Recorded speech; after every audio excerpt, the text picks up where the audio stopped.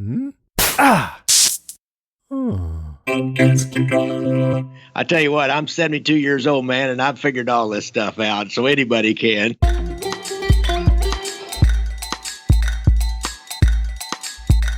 Podcast Junkies, episode 118. It has been a long couple of weeks. Lots of things going on. Sorry for the delay, guys. These episodes have actually been in the can, so to speak, and that's podcasting talk for episodes that have been previously recorded but just haven't been published yet. So I've got this one with Gary Jenkins, which is the one you're going to hear today, and another one coming up with Rich and Sean from The Language of Bromance. But let me not get ahead of myself. What have I been working on?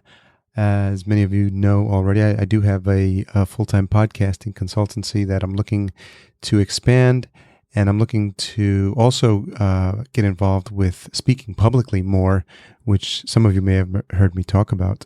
And so I've been in some training classes for that, and also putting some effort into a video course.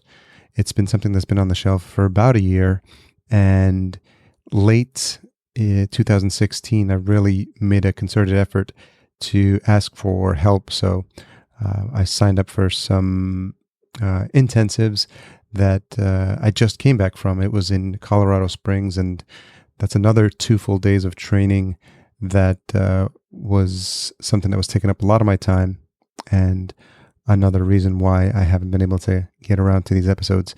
So I think it's all good, and I think it's something that I'm not stressing out too much about. I was trying to think of ways to do it, maybe on the trip and maybe in the hotel room, but sometimes the days are just so long and you run out of time, and it becomes to be like 9 p.m. and you're just totally tired. And last weekend was a working weekend, and I'm trying to make sure that this one isn't. So it is Thursday evening, and hopefully by the time this gets edited and the show notes done, it'll be out early next week, Monday or Tuesday. We interrupt our regularly scheduled intro. I think I've always wanted to say that, especially since I have a microphone in front of me, a brand new microphone, courtesy of our newest sponsor, Shure microphones, for sure. I had a fantastic conversation with the team there, and they were pretty excited about partnering, as it seems we have an audience appreciation in common, if you will. So I'm really excited. I got the SM7B, which is what you're listening to right now, connected, and I couldn't be happier. It just looks amazing, and it sounds good as well. So probably a bit longer, and I'll try to keep these a bit shorter in terms of the mention, but I just wanted to let you guys know that I'm really happy to partner with them, and I'll be introducing you to other parts of their line that I've been sent to test and to check out and to report back to you. Actually, I'm using the headphones as well. Go ahead and check out the full list at podcastjunkies.com/Shure.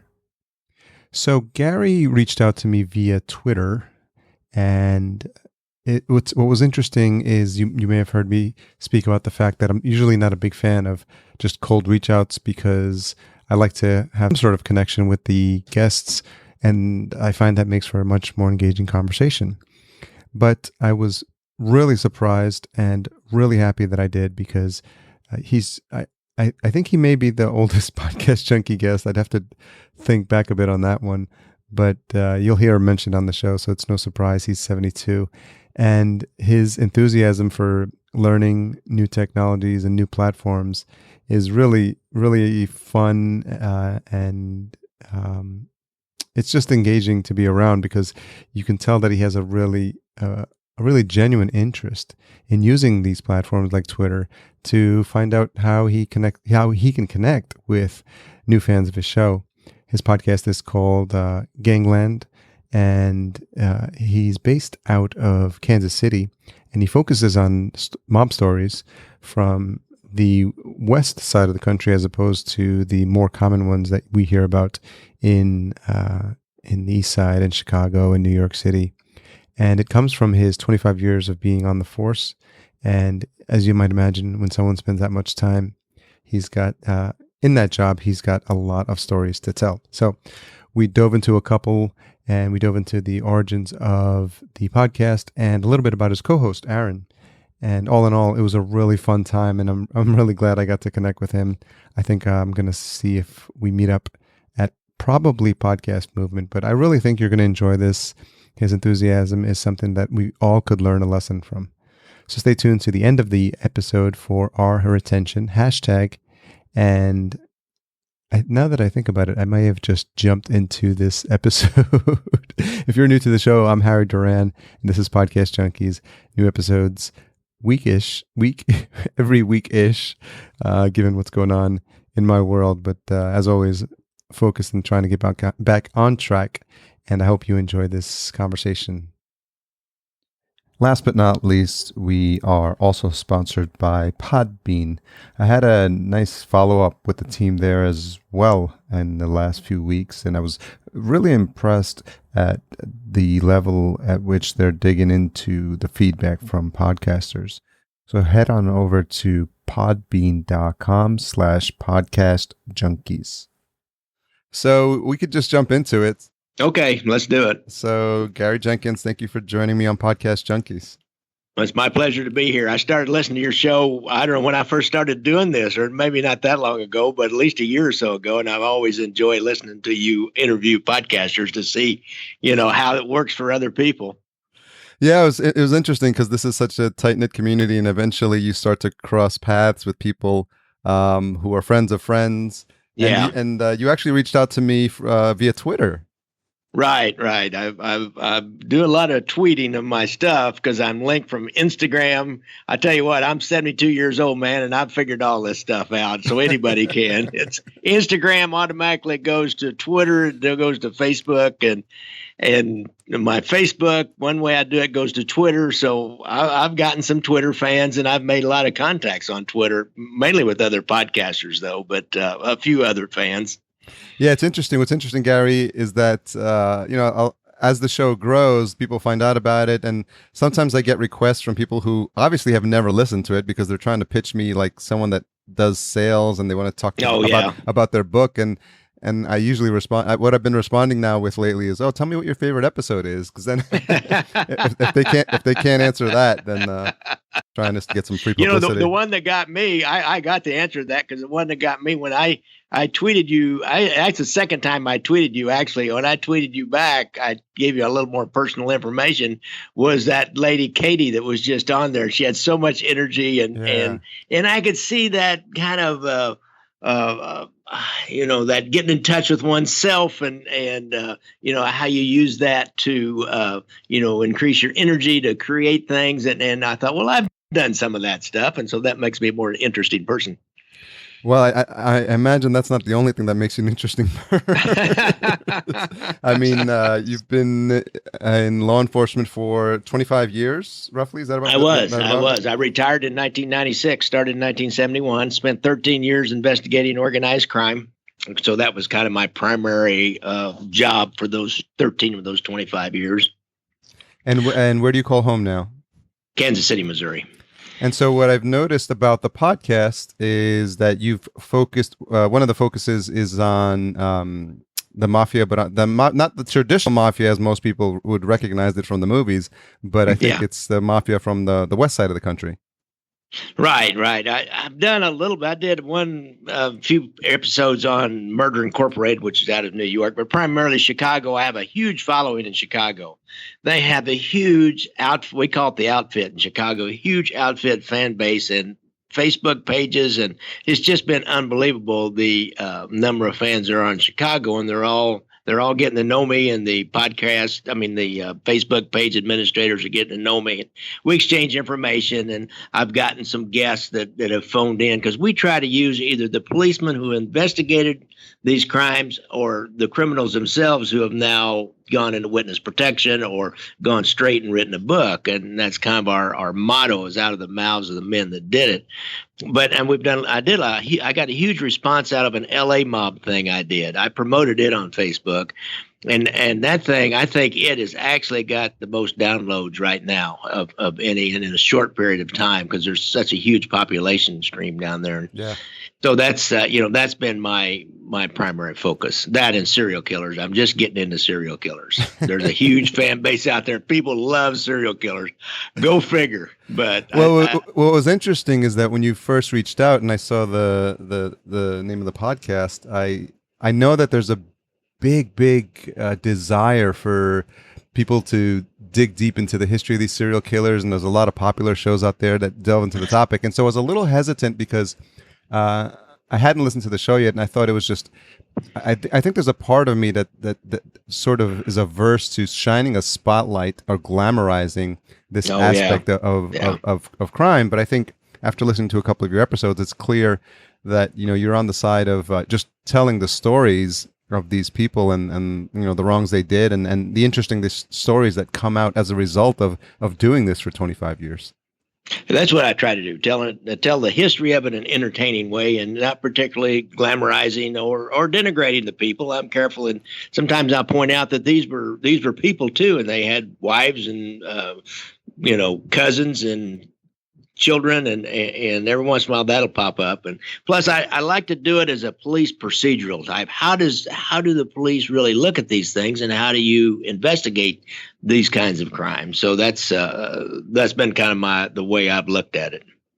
And how did you come up with the name Gangland Wire?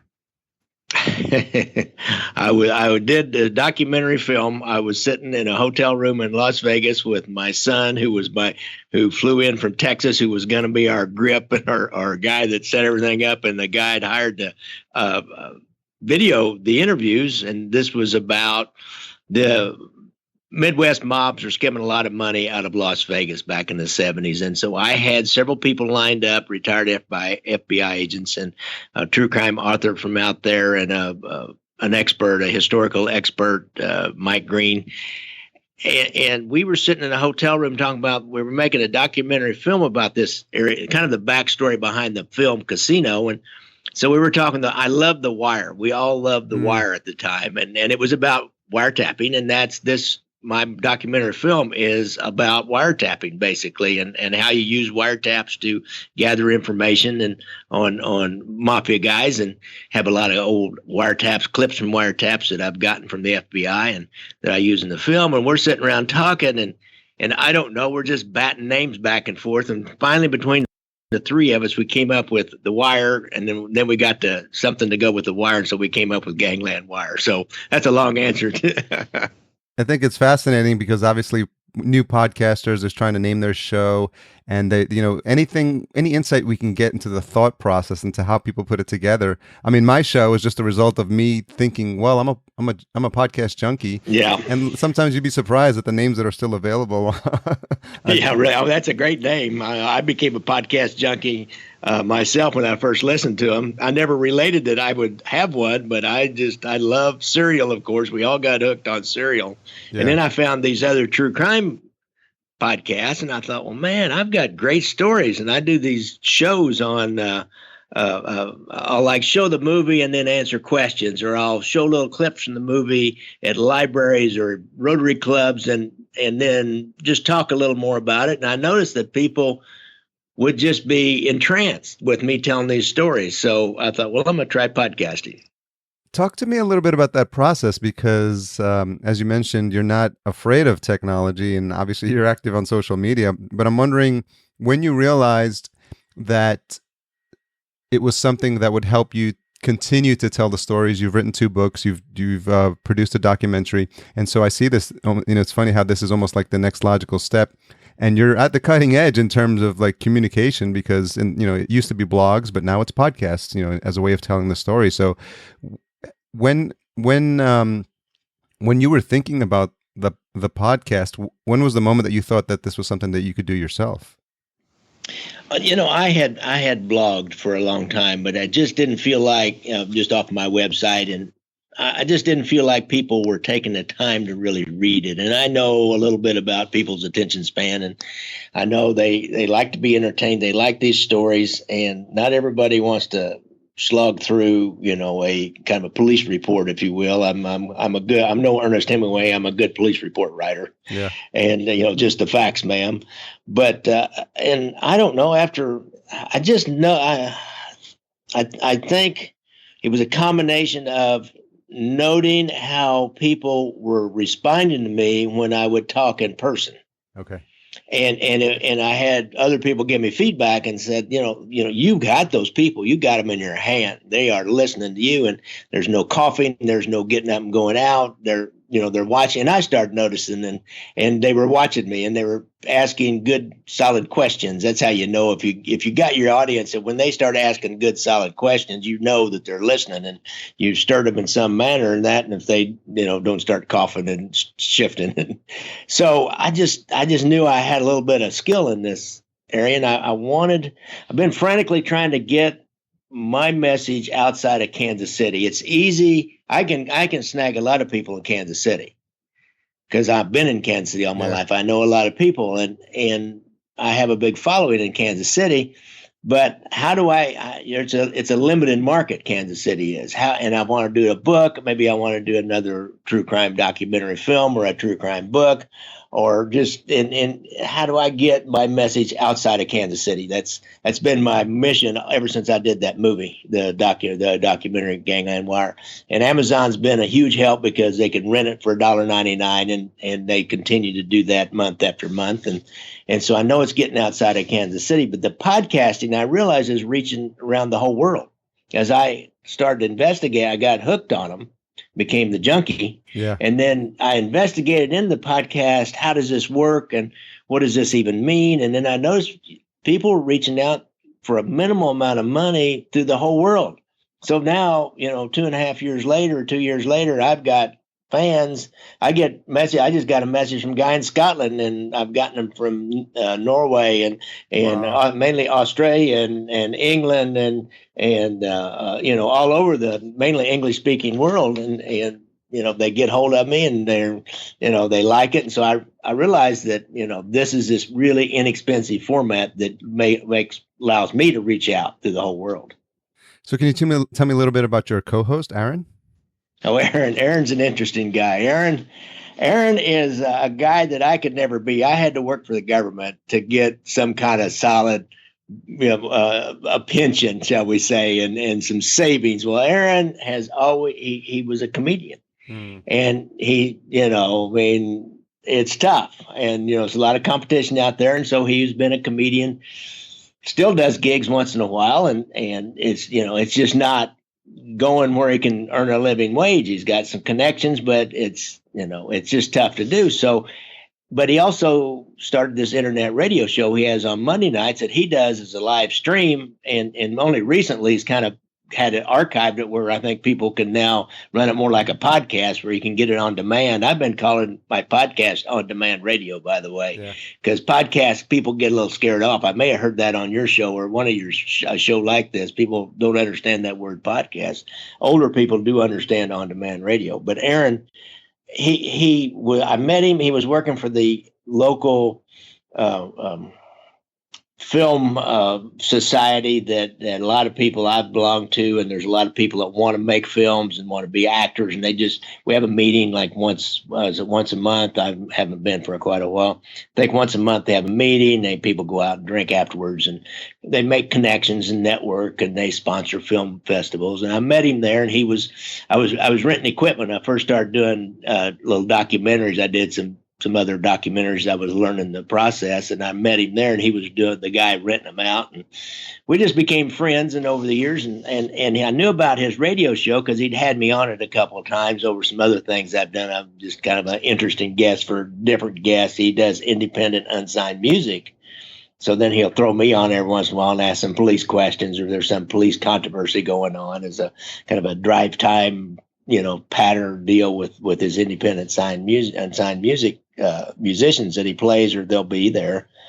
And so I thought, well, he's got a studio. He keeps a studio. He works at another job in order to support all this, but he's got a studio. So let's see if he'd be interested. And I really didn't think about him being my co-host as much as I just wanted to pay him a little bit of money to to run the boards and record it and give me the MP3 file, and then I could go put it out. I knew I could do the rest of it. I could edit and I could put it up. But immediately we realized we had some chemistry, and we've just kind of bounced back and forth. And it's been a great partnership because people, that's one of the main comments I get from people is they like to hear Aaron and I talk about some of these crimes, and maybe, I shouldn't say I'm careful about laughing in inappropriate times, but some things are funny, and he'll spot the funniness in it. So that's kind of our story, and he's a good guy and a great co-host, and he's got a great radio voice where mine's got this Northwest Missouri nasal twang. Well, I think it speaks to this idea of having someone to bounce ideas off of, and in a sense, Aaron plays the role of the listener sometimes, because if you're making a comment about something or there's something that needs clarity, a lot of times the listener would be left hanging, and Aaron's there to to sort of dig deeper or come in with the civilian perspective on things. I think that helps. That's exactly what he does. I'll never forget. We kind of noticed he was doing this. We didn't plan this out, but I mean, that's how we've had conversations over the years anyhow. I'll use some police term. And the one time we really noticed it was I said they were making the block. And he said, well, what's that mean, making the block? Well, man, everybody knows what making the block is. It means you went around the block 2 or 3 times, but apparently everybody doesn't know what making the block means. So he's always catching me on those kind of the jargon, that kind of technical jargon or police jargon. So Gary, tell me a little bit about growing up, and you actually grew up in Kansas City, or? Actually, I come from the farm, a little town about 50 miles north of here. We lived in the town, and we were farmers and part of a large farming family. I had asthma when I was a little kid, and I loved it because I didn't have to go out and work. Every time I'd have an asthma attack, I could stay in town for a little bit. But as soon as that attack was over, I'd be back out there and working again. But so yeah, I grew up on the farm, and then when I was 18 years old, I had to get away and moved to the city. I have this checkered history. I was bright enough to go on and go to school and do anything I wanted, but I didn't. I went down another path and got a work job in a factory, and finally I saw the police department was hiring, and I guess I'd always wanted to do something like this. So I applied, and I hadn't my checkered past was not so bad. I couldn't get on as a cop. So what's interesting about the era, if I'm doing a little bit of the math here, we're talking about the late 60s. 1971, yeah. We had the riots in 68. The Vietnam War protests were huge in 70 and 71 when I came on right in the middle of that. So there was still, my first car was in an all-black neighborhood, and there was still a lot of animosity. We talk about animosity today between policemen and black folks. It's nothing like it was in 1970, 71, 72. Mm-hmm. It was so close after Dr. Martin Luther King was killed. Do you remember that day?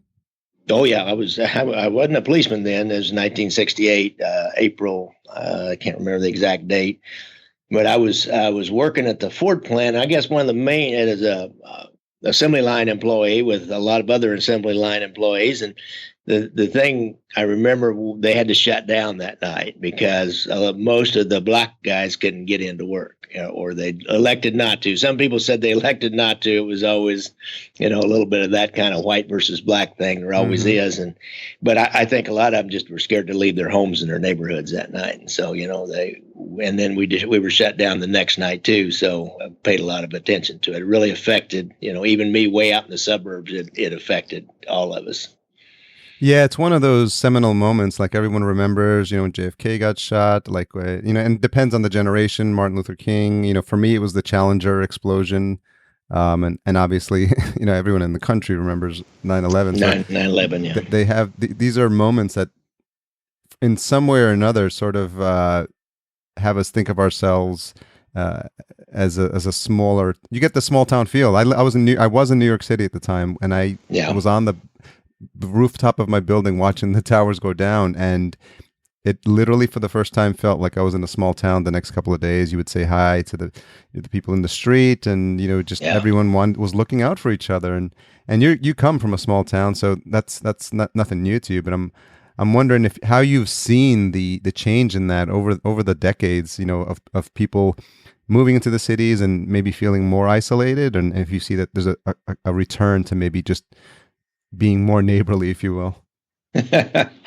Yeah, I live over in the middle of the city in a neighborhood that has changed over the last 20 years or so, and a lot of young people, and we're right down the street from the Google, where Google moved in and set up their headquarters. We were one of the early cities to get Google fiber, so all these young people moved in, and we're right on state line, and just across state line in Kansas, there was a lot of real inexpensive offices that a person could rent. So a lot of young people, they rented one big one and set up one of these office sharing arrangements. And then there's a bunch of little ones, and they're real close to Google. And we were one of the first neighborhoods to get Google fiber. And so everybody was all excited. And we're going through that kind of a change right now here in Midtown. It's crime is always a problem. But what that does, and the neighborhoods are, much closer in many ways, more like a small town. And part of it, I hate to say it, technology, again, part of it's because of Facebook. We, in the West Plaza Neighborhood Association, and all the little neighborhood associations around, and I think it's like this in the suburbs, but I'm not sure, they all have neighborhood association watch pages. And so it works like a watch. And if there's a crime problem going on, somebody is out there putting it on and saying, we had this happen and we had that happen. And we get to know each other. Sometimes we get to know too much about some of these guys out there that get on Facebook, but because there's lots of complaints on there too. Yeah. But we really, it's like they become real people. Whereas before Facebook, all these people around here were not real people. I've always been active in the neighborhood association, so I would know a lot of people, but I know a whole lot more now, at least via Facebook, and they know something about me. Like, had something I wanted to just get rid of, and I didn't feel like taking it to the thrift shop, and it was good stuff. I put it out on the curb twice now, and I just said, I've got some, I'm giving away the things I love, and here are some of them. And within about 10 minutes, somebody's back on the Facebook page saying, hey, hold that for me, I'll be by. So, there's people I would never have known, and so we kind of have that. For those reasons, I feel a real small town feel of this neighborhood association here, this neighborhood here, which is right in the middle of the city. Yeah. I think I think to the point that we can make technology our friend and allow us to connect with people, and block out the noise, because there's a bunch of crap on there, if you will. Yeah. That'll just send you down a rabbit hole and waste your time. But I think if you're focused and you have the right conversations, it can be a nice place, and you can follow some pages of people that are doing some good things. I imagine, so now that you mention it, I wonder if some of these neighborhood watch groups, to your point, are active across the nation on Facebook. And they use it probably to their advantage, and maybe to communicate with their neighbors and say, hey, saw this going on, or say saw that going on, where in the past it would have to be a flyer on a telephone pole. I would think so. I don't have any experience, but I would think so. And, like if you have a big crime, I've seen this happen. If you have a series of crimes in your neighborhood, that will drive people. And that's what drives people here lots of times, is some series of crimes. And it was just like after 9/11, everybody was scared. So when we get scared, we stick together.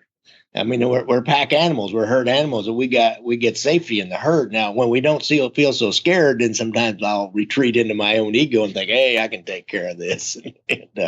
So that's, I hate to say it, but that is some of the things that drive us together, and technology helps with that. And I bet they always have. That's a big topic in big cities, is crime in the neighborhood. Not crime, not the big crime, but the crime that's next door. Yeah. The shooting or the robbery. We live next to a shopping district and on the plaza. And if there's a shooting or a brawl or something on the plaza, people up here are just going nuts, wondering, what are we going to do? And, well, this bar's staying open too late. And they'll go down and protest at liquor control and make complaints about a particular bar. And because they're right on the edge of the neighborhood association.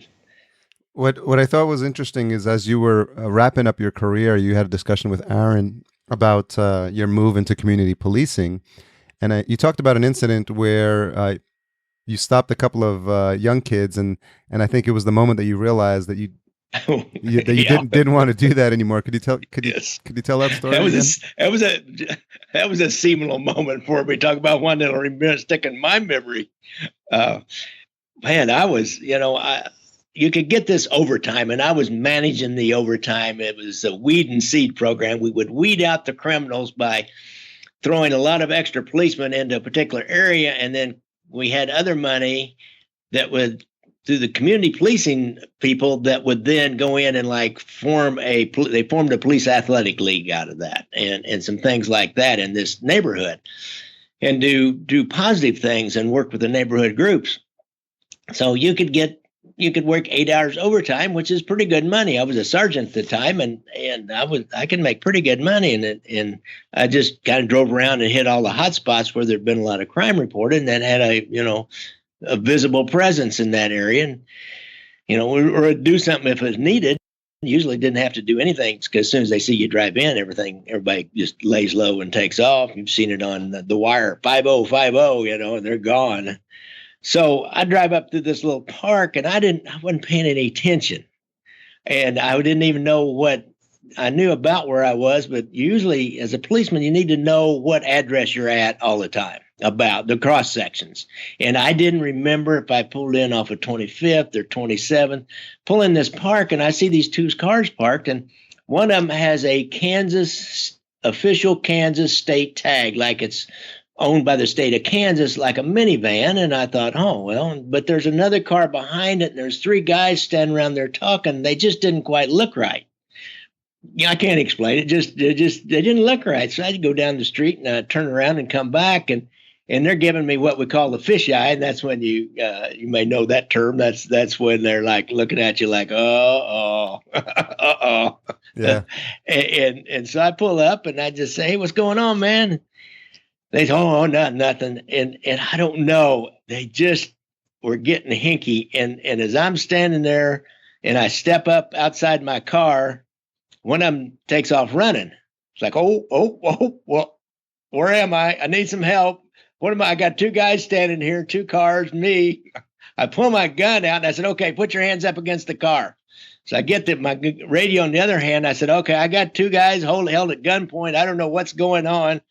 Well, where are you? I said, well, I'm at Spring Valley Park. Well, where in Spring Valley Park? In the middle of it. So I know these other cars around there, they'll hear that, and they're all coming towards Spring Valley Park, hopefully. And so then I get pushed up against the back of this van, and they're not doing anything, but one guy's mouthing. And I get his driver's license from him, and I kind of step back because you don't want to get too close. If they can get hold of you and get your gun, it's better to stay about 10 feet back. I shouldn't have been as close as I was to get his driver's license. And all of a sudden, the guy that has his driver's license, he takes off running, and I'm left with one. Wow. So he's subservient, and I go ahead and handcuff him. We get help there. And I said, hey, man, how come you didn't run off? He said, you had that other car was my car. You had my car there. Had nowhere to go. And I really didn't. He knew these were professional criminals. He knew that I didn't have anything on him. He was there to buy these computers. The other two had stolen the van from the blind school over in Kansas City, Kansas, a school for the blind, and then went around some offices and broke in and stole a bunch of computers. And so the back of it was full of computers, and this guy was there to buy them. So they were like a ring. These other two guys are part of a ring, had been doing this for several months now. So we ended up getting them identified. Now I couldn't identify them by photo, but somehow it gave the detectives enough to go on that they busted up the ring after that. So, but I knew right then, like, I've lost my edge. I should have been 10 times as careful as this. I just pulled up there like, hey, what's going on, man? Yeah. I think it's something to do with the fact that, you've been doing it for so many years, and you, like you said, to your point, you're probably a bit too relaxed and a bit too comfortable. And the fact is that you caught yourself, and thankfully nothing happened to you. But I think that was your aha moment. Like, It was. I knew I was going to retire. Pretty sure I was going to retire at 25 years. I had taken my LSAT and been accepted. I think I'd been accepted to law school, or at least had a decent LSAT test. So I'm pretty sure I was going to go to law school. And so I decided to go to law school and do all that stuff in a safe way rather than on the streets. and now you've got all these amazing stories to tell about your experience. Yeah, I do have a few. The other aspect to that you cover is, or that you've mentioned on the show, is this Underground Railroad you've talked about. Yep. Yeah, I have. I did quite a little bit of work on that. I did a documentary film. I'm actually in many ways I'm more proud of that film than I am of the Gangland Wire. It's probably not to the quality because I didn't spend as much money on it, but I did spend a little bit on it, and we have this whole really unrealized, unknown history here in western Missouri and eastern Kansas of kind of a significant underground railroad route that was organized, had stations about every 25 to 30 miles, which you could travel in about a day's time, leading from the western edge of Missouri north through Kansas, through southeastern Nebraska, east across Iowa to Chicago, and maybe they'd stay in Chicago because they had a large free black population, or around the lake to Detroit and right across to Ontario because there's an easy jump across the river there at Detroit. And there's a lot of great stories. There's a lot of primary source documents, letters, and accounts that people wrote either during that time, but mainly right after the war, and wrote their primary source accounts of that. And so a lot of some experts around here to interview, and I just have learned a lot about it and put that film out, and I'm just proud of it. It's something I'm proud of doing. I think that's an aspect of the Underground Railroad, to your point, that doesn't get a lot of publicity, because I think most of it is focused on the East Coast, isn't it? Right. Harriet Tubman, and as one of my experts said, he said, Harriet Tubman was a great woman. He said, I'm not taking anything away from her, because you got to be careful here when you do these kinds of things in history, in the history circles. A lot of people are really provincial in those history circles. He said, Harriet Tubman, a great woman, but she really only led people about 90 miles from down in Maryland up to Philadelphia to William Still's house, and then they were taken on north by other people. Out here, you had a long, long way to go, because you had to go, you couldn't stay in Kansas. Kansas was free, but you couldn't stay there. You just, there was no people. Kansas was a territory. There was nobody out there. There was no way to make a living. There was no other black folks. Nebraska, there's no other black folks. Iowa, no other black folks to speak of. Very, very few. And so you'd stick out like a sore thumb, and you're right next to Missouri. So the bounty hunters would just head north if they found out about any black folks living up in southern Iowa or anywhere in Iowa. They would be headed that way. Chicago, you had to get to at least to Chicago, which is about a 600 or 700 mile trek. Mm-hmm. And it was like 3 months to do that. John Brown, there's a famous story of John Brown liberating some slaves from a farm in Missouri, and it took him 3 months from December to March, late December to middle of March, to get around to Detroit. I wrote a little young adult historical fiction on that trip, and it's a great trip. They had a birth. One of the slave women had a baby right after they broke them loose, shall we say. They killed a slave master in one of the raids.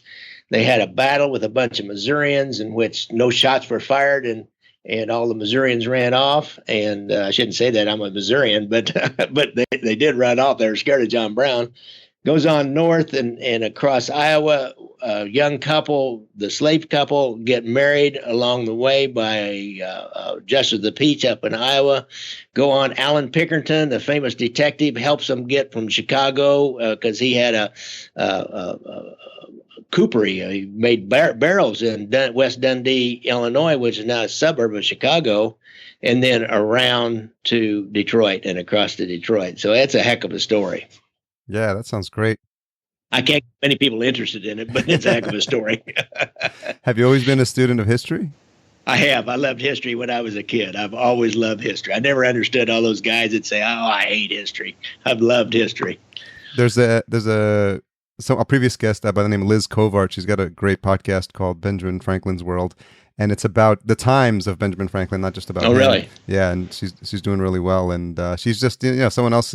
When that's your calling and you put your heart and soul into it, you end up doing a lot of good research and unearthing a lot of great stories that people that probably otherwise would not have gone published.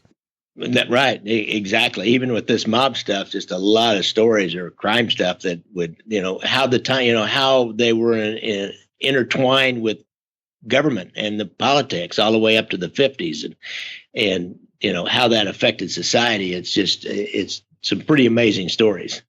So as you've been doing the podcast for 2.5 years, I heard or I saw that recently you did a special episode to raise funds for the podcast, and it was funny because I know that this is something that's top of mind for every single podcaster, but I don't know many that actually devote an episode to sort of like a drive. I keep thinking of Jerry Lewis. I can't not think of that. Everyone who grew up in that era knows about that. So yeah. Oh yeah. My son, we were just talking about that the other day with my son, and he said, I used to love to sit. He was a little kid. He used to love to sit and watch that whole weekend, and then he'd get a glass jar and he'd go out and collect money, and then we'd take it over and dump it in the fish tank downtown in front of the local TV station.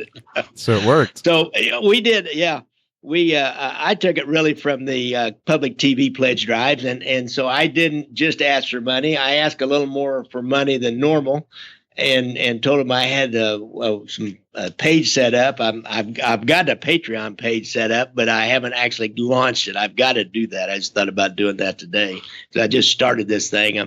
What we're saying is help us finance our third season. Our third season's coming up this April, I guess it would be our third season. Help us finance our third season. And if you give so much money, you're like a soldier. And if you give so much, you're a capo.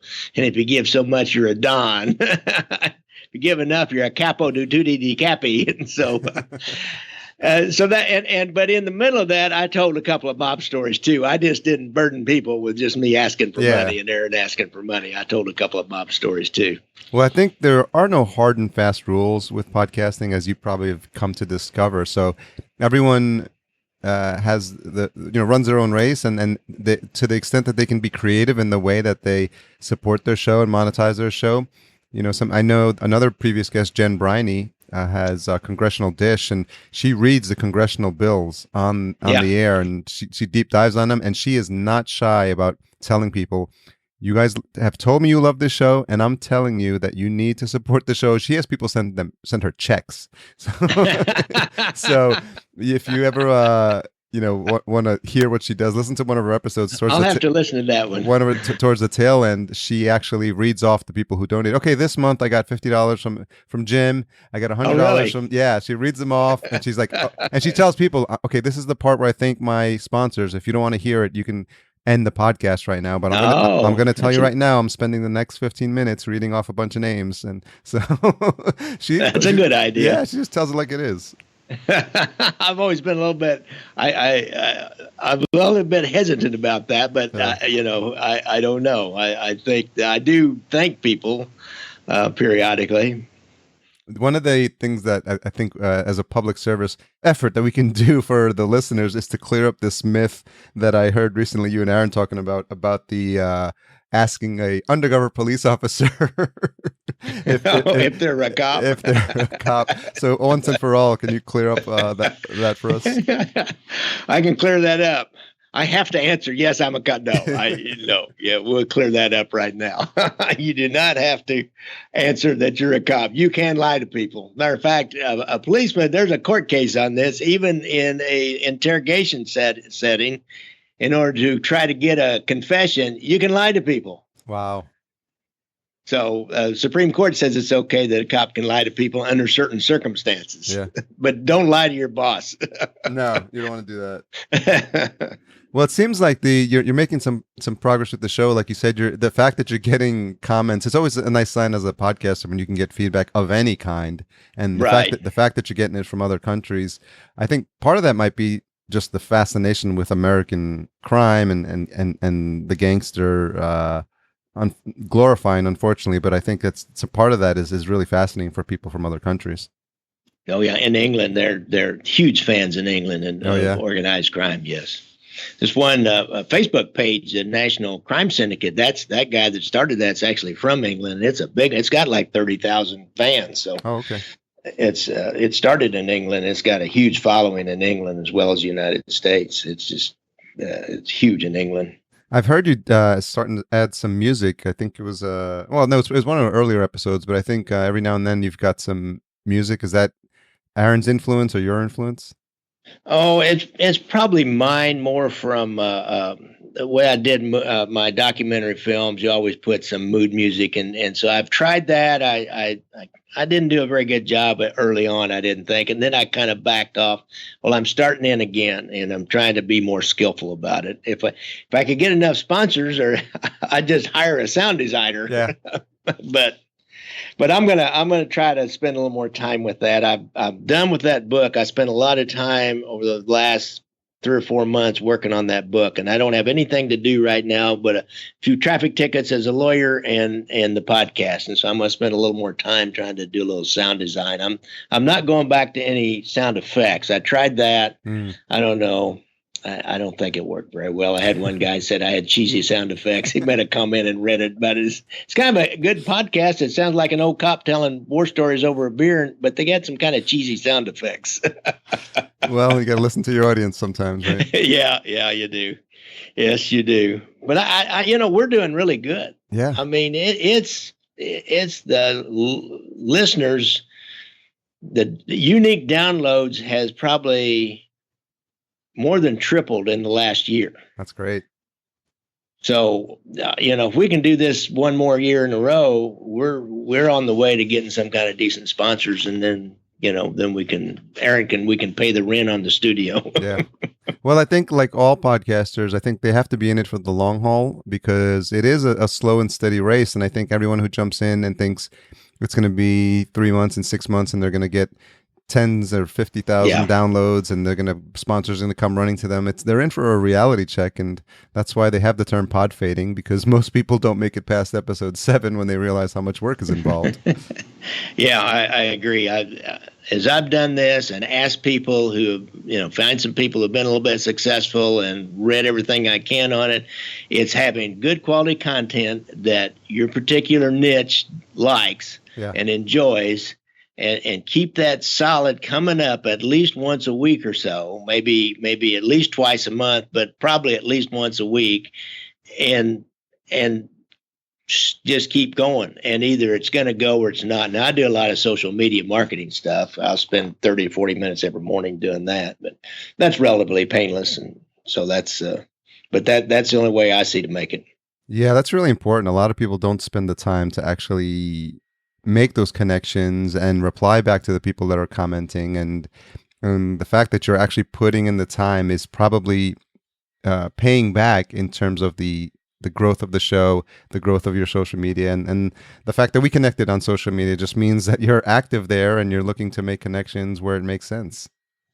Yeah, I found I just got an email from a guy that found the website and then listened to the podcast.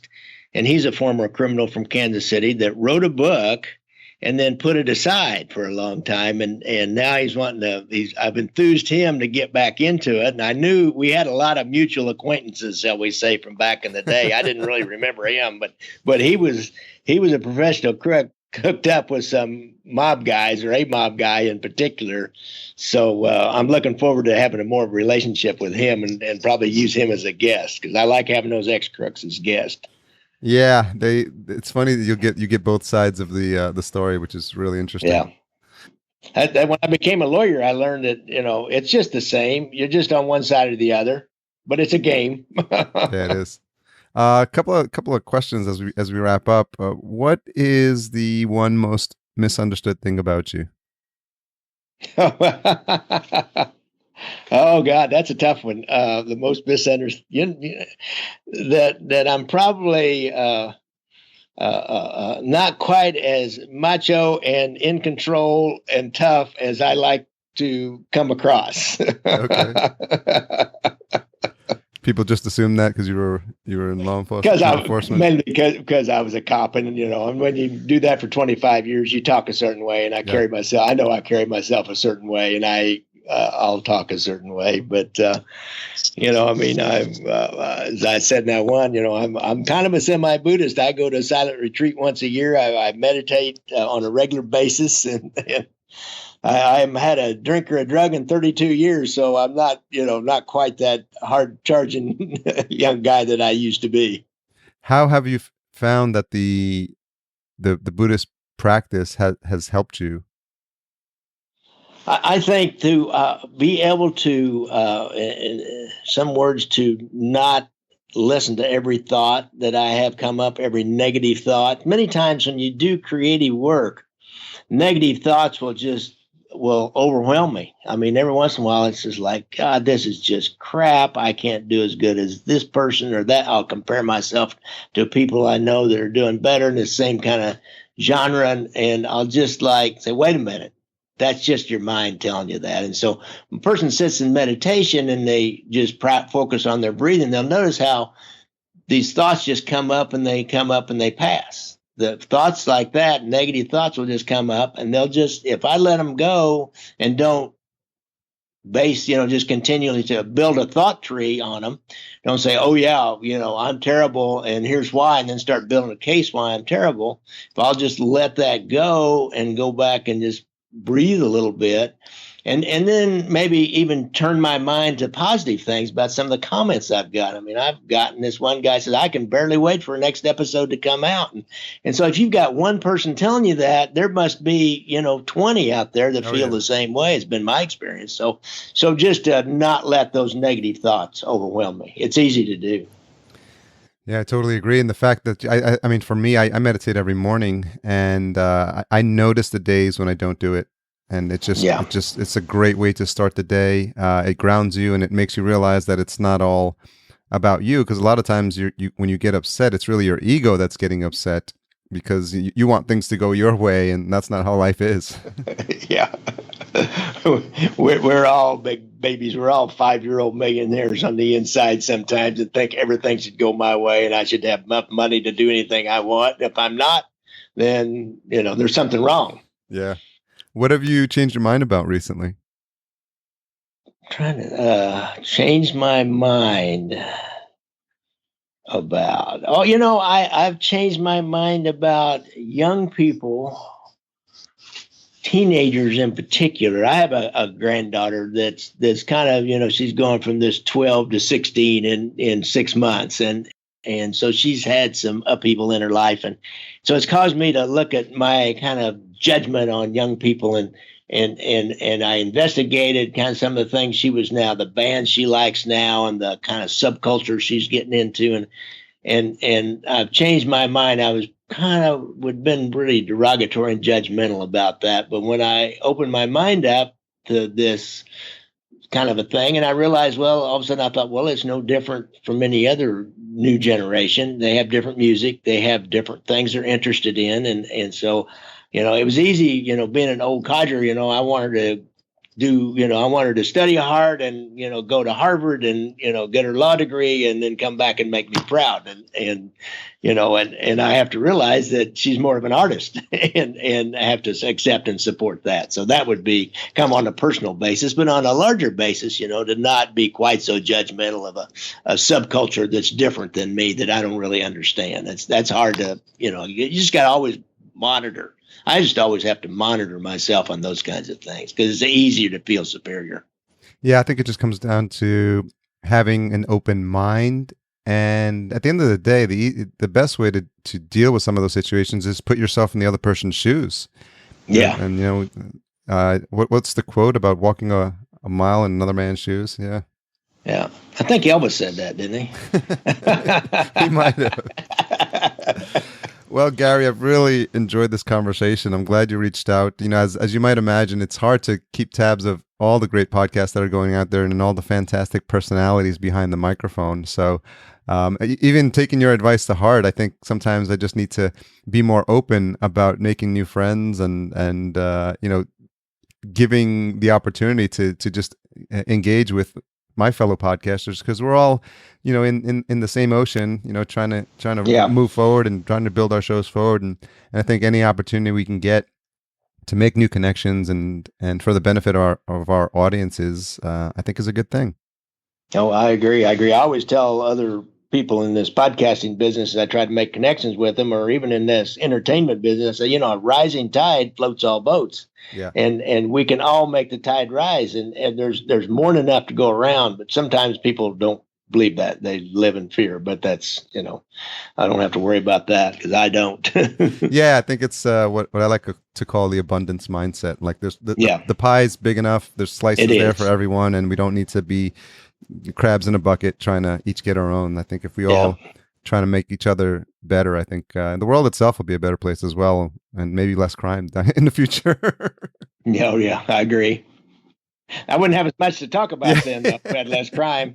Well, there's plenty of 1930s, 40s, and 50s, 60s, and 70s crime. It'd keep me busy for the rest of my life. Yeah, I don't think you'll run out of stories there. So on Twitter, you're Jenks Law and at Jenks Law. At Jenks Law, and the website's Gangland Wire. Correct. Okay. Anywhere else you want folks to check out? Well, I've got my app. I created an app called the Kansas City Mob Tour, and you can download that. And from iTunes, you can't get it on the Google Play Store. That's a long story that I have to just not tell. But you can get it there, and you can take a mob tour of Kansas City. Okay. And it's got maps and all that. So that would be the other thing. You mentioned my book, Leaving Vegas. Yes. Gangland Wire is a documentary. You can rent it at Amazon, and those are those are the ways you reach it. I have an Instagram account, Gangland Wire. Okay. I don't use it very much. Well, I imagine you'd have, we should probably talk offline about that, but there's probably a tons of opportunities for pictures that you can post related to the episodes. So, yeah, there is. And I always put some on my, I'm negligent there. Yeah. I have to admit. Maybe one more thing to add to the list. And yeah, like you said, you do it all a little bit at a time. And I think you're doing a great job so far. And I really enjoyed our conversation. Okay, I did too. Thanks a lot for having me on. See, I told you you'd enjoy that. He's such an interesting guy. And I think we could have gone 3 or 4 hours more of stories, because I've heard a couple on his podcast that we didn't get to go into in too much depth because we just didn't have enough time.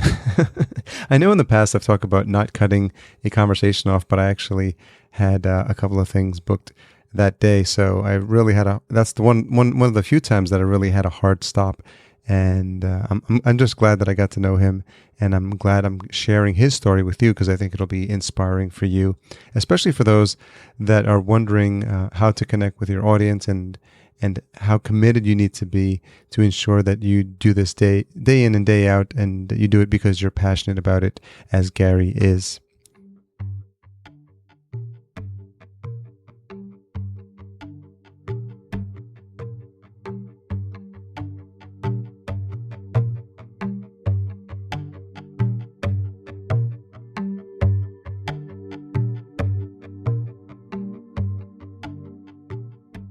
We are a part of podcastica.com. We've got a new show lined up that's going to be joining the family, so stay tuned for that. I'm really excited for Jason and I to be making that announcement pretty soon, and it's someone listeners to this show may recognize. Intro and outro music provided by Cedar and Soil. Check out cedarsoil.com. Also, next week, we've got an interesting conversation with the two guys from The Language of Bromance, Sean and Rich. What's interesting about that is that it's typically a format that I'm not that attracted to or interested in, so to speak. And I think what I liked about the conversation that I had with them was discovering their reason for them doing the show. That's something different than I think what they thought when they first started. So you'll have to listen to that episode to find out exactly what it is I'm rambling on about, and I hope you do get a chance to do that. If you're listening this far, then you'll know that it's because of the retention hashtag. So this week it's going to be Gangland Gary in honor of his podcast. One word, Gangland, Gangland Gary. And you can connect with him on Twitter at Jenks Law, JENKSLAW, and podcast_Junkies. So you may have heard me ask at the end of each episode for folks to reach out, folks like you and my friends to reach out via SpeakPipe. And I'm happy to report that I do have a new audio from my good friend, my podcasting buddy, Dave Jackson at the School of Podcasting. Harry, hey, it's Dave Jackson walking around the neighborhood listening to my buddy Harry. And just want to let you know I really enjoyed the episode with Katie Kermitzos. You're right, she is a firecracker. And I've known Katie now for a little over a year and learned more about her and you in that episode. That was really cool. And just always enjoy listening to your show. And just want to give you an attaboy. Keep up the good work. And I hope to see you at Podfest, buddy. So thanks for all the hard work. See you later. So nice to hear Dave's voice. Can't wait to connect again. If you don't know about Podfest, head on over to podfest.us. It's going to be a more intimate gathering of podcasters, probably more of them from the East Coast. I may be one of the ones making the longer journey, but it's just always fun when I get to hang out with my podcasting peeps, my podcasting tribe, and I think it's going to be about a couple hundred folks. Chris Kermitzos and Katie are putting on an amazing event. I'm going to be hosting a panel, moderating a panel, and I'm looking forward to that. And I think that reminds me that I need to get some t-shirts ordered. Okay, guys, stay tuned for next week, and hope you're having a fantastic day so far. Maybe it just got a little bit better because of this episode. Who knows? Let me know.